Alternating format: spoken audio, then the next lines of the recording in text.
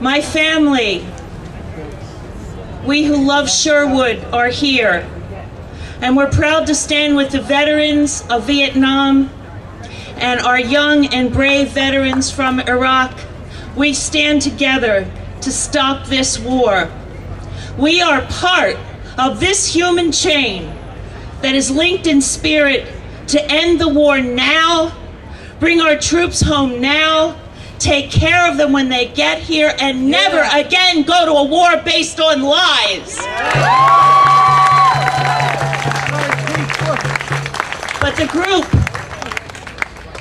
that we are with, that I wish no one else would ever join, is Gold Star Families Speak Out. We are the people who have lost our beloved ones in this hideous war, this colossal mistake, this betrayal of everything we say that we hold sacred in this democracy.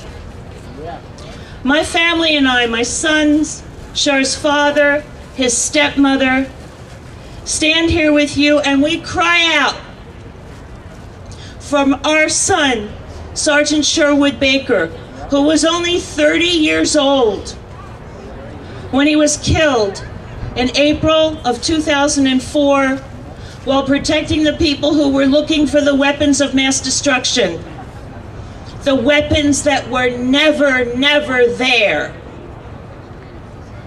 We are Sherwood's family, and we cry every day for him. He grew up here in Philadelphia. He was a father, a husband, a social worker, a disc jockey. He played the trumpet in front of the Liberty Bell when he was in his high school marching band. He was a gentle giant, and he was a loyal member of the Pennsylvania National Guard. But the tears that we cry for him are joined to the 3,838 other American families, and just today we learned that Adam Chidijan of Somerton, Philadelphia, has become yet another victim, another fallen of the war in Iraq. And they join families across this nation who open the door and hear the worst news of their lives. We have lost some of the best of America, and we have lost a huge piece of our future. Michael Berg is here today, and he has said that the tears of Iraq could make an ocean, and that ocean of grief pours forth from all of us, the families of the fallen, from the more than 30,000 wounded and all the people who love them, from the families of the children killed by helicopters last week in Iraq, from the sisters of Iraqi soldiers, from the mothers in Iraq who hold their bloody babies in their hands and cry out to God to stop the killing. We are joined in this grief. And I have to tell you, I struggle with my anger too. I find myself incredulous that we had congressional hearings revealing that the State Department has just learned that Blackwater is a problem in Iraq and that they kill innocent people. And they've just learned that the Maliki government is corrupt and inefficient, but we shouldn't say anything about it because it's a secret. What universe are these people living in? Twilight Zone. How is it that every one of us has known these things for years, and our State Department and our Congress don't seem to know it? How are these things revelations and state secrets? I struggle with the pain I feel when I think that day after day there are families in America who are planning funerals. And our government happily says that our casualties are so much less than a few months ago. Do you think that comforts the families of the 33 people who have died thus far this month? Does it stop the terror in the heart of Army wives afraid to hear the phone ring? In August, 88 American soldiers were lost, and 13 of them were between the ages of 18 and 20. That means that when the war started, They were between the ages of 14 and 16. So I want to ask you this. Think about a young teenager whom you love in your family or in your life, and tell me you want them dying in the desert roads of Iraq, in this endless war in the years to come. No more. No more. No way, no more. A struggle with rage that ignores the demands, this government ignores the demands of our people and the wails that come from Iraq. I find myself furious that the administration continues to ignore the facts, the realities, the agonies suffered by the children of this war, those who lose their parents here, those who lose their homes and their limbs in Iraq. But our anger has to be righteous.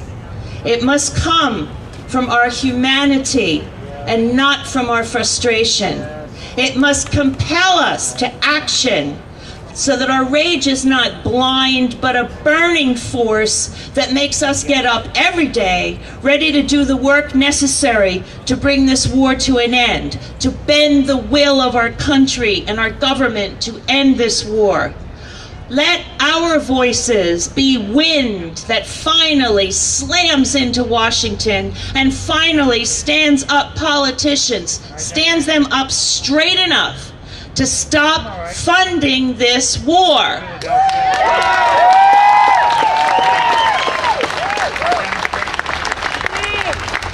It takes courage for them to defy the profiteers and their games of words and weapons.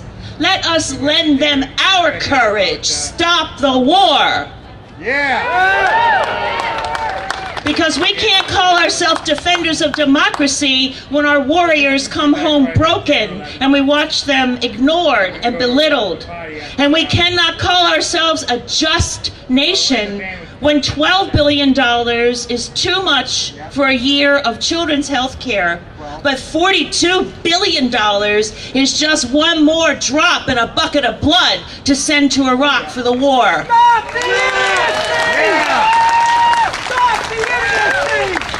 When Congress watches billions of dollars go unaccounted for in Iraq, when the maker of body armor is finally indicted for fraud, where's the outrage of this president and the Congress about the corruption of Dynacor and the crimes of Blackwater? Surely a children's health care cannot be a crime compared to the out-and-out robbery of the war industry. Make no mistake, the war is very good business for far too many companies. Put a stop to it. We can't call ourselves citizens if we're, as a nation, continue to go about our daily business and be oblivious to homeless people, turn our eyes from poor children, and watch the treasure of our whole country flow to war. Dwight Eisenhower was a wise man, and he said this a long time ago: every gun that is made, every warship launched, every rocket fired signifies, in the final sense, a theft from those who hunger and are not fed, and those who are cold and not clothed. Never was this more true here in this country, and doubly true in Iraq. Never were our voices more needed. Never our courage more required. So I ask you this: reach deep into your heart for all the love that you have for your family, for your children's future, for your country, for the future of the world itself, and make a sacred pledge in the loving name of all of the fallen. We will stop this war. We must stop this war.